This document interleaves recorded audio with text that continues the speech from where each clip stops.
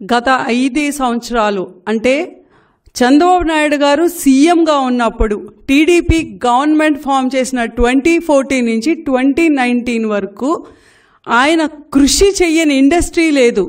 Agriculture industry, IT industry, లేదంటే manufacturing industry, ఇలా వివిధ రకాల్లో ఇండస్ట్రీస్ డెవలప్ చేసి ఎంప్లాయ్మెంట్ పెంచితే 2019 ఎలక్షన్స్లో నువ్వు వచ్చి ఇంకేముంది, నేను ఇంతకన్నా బాగా చేస్తాను, నేను ఇంకా ఇండస్ట్రీలు తీసుకొస్తాను, నేను ఇంకా ఎంప్లాయ్మెంట్ క్రియేట్ చేస్తాను అని చెప్పి జనాల్ని మోసం చేసి నువ్వు ఈ 5 ఏళ్లలో క్రియేట్ చేసిన ఏకైక ఇండస్ట్రీ మార్ఫింగ్ ఇండస్ట్రీ.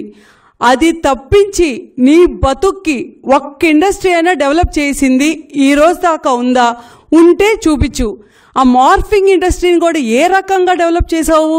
అదొక టెర్రరిస్ట్ శిక్షణ కేంద్రం రకంగా డెవలప్ చేసి అందులో యువతని తీసుకొని ఉద్యోగాల పేరుతో ఐటీ ఉద్యోగాల పేరుతో యువతని తీసుకొని వాళ్ళ చేత నువ్వు చేయిస్తున్న పనులేంటి?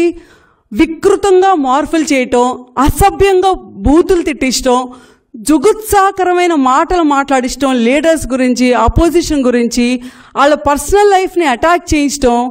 ఆఖరికి ఎందుకండి రీసెంట్గా హైకోర్టు జడ్జిలను కూడా ఒక 100 మంది చేత పోస్టులు పెట్టించి అమ్మ నా బూతులు తిట్టిస్తే వాళ్ళ మీద 100 మంది మీద కేసులు పెడితే 70 మంది పరారీలో ఉంటే 30 మందిని అరెస్ట్ అయితే 3 నెలలు జైల్లో ఉన్నారు. ఏ ఒక్కరినైనా గవర్నమెంట్ ఆదుకుందా?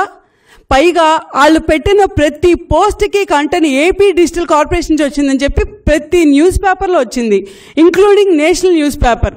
సో ఈ రకంగా అంటే నీ ప్రభుత్వం ఏమీ చేయలేక, చేతకాక, పనితనం లేక ఎవరైనా అపోజిషన్ ఇదేంటి ఇక్కడ ఈ పని జరగలేదు, అదేంటి మాకు ఈ ప్రామిస్ చేశారు చేయలేదు అని అడిగితే విద్యార్థుల నుంచి పెన్షన్దారుల వరకు, ముసలోళ్ళ వరకు ఎవరిని వదలకుండా వికలాంగులతో సహా ఎస్సీ, బీసీ, ఓసీ అని వ్యత్యాసం లేకుండా ప్రతి ఒక్కళ్ళని ఇబ్బంది పెట్టేలా నీ ప్రభుత్వం ఉంటే దానికి గలవెత్తిన అపోజిషన్, అది టీడీపీ అయినా, జేఎస్పీ అయినా, బీజేపీ అయినా, ఏ పార్టీ అయినా సరే, గలవెత్తిన ప్రతి లీడర్ని, క్యాడర్ని వదలకుండా 1,00,000 మంది సైన్యం. అదే జగన్మోహన్ రెడ్డి గారు మొన్న ఓపెన్గా చెప్పారు, మన దగ్గర సైన్యం ఉంది, 1,00,000 మందిని రెడీ చేశాము, కొన్ని 250 వేల కొద్దీ లేకపోతే 100 కొద్దీ యూట్యూబ్ ఛానల్స్, వేల కొద్దీ హ్యాండిల్స్ రెడీ చేయించి మా మీద దాడి చేయిస్తున్నాం.